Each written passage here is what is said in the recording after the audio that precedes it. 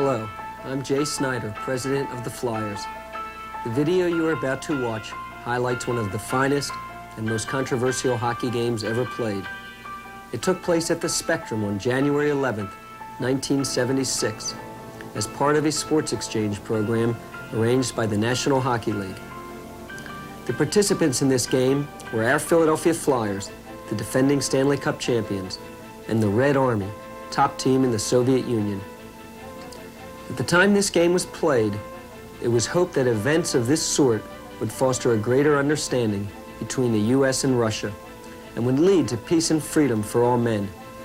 In fact, the desire for sporting events such as this were included in the formal language of a document that has come to be known as the Helsinki Final Act.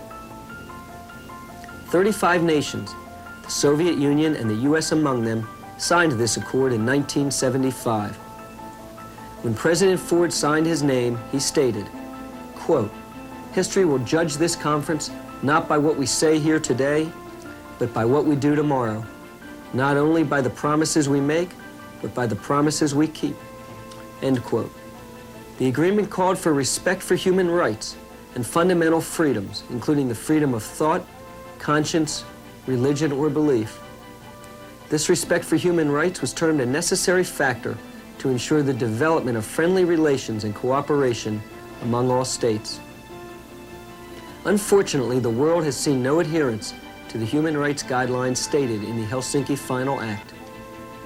Even as I speak to you now, the leaders of the Soviet Union continue to deny their own citizens and those of nations they have overrun or annexed their basic human rights. Because of this, the Snider family has changed its views regarding such events. We do not believe they should take place, and we, the Philadelphia Flyers, will not take part in any games against the Soviet Union.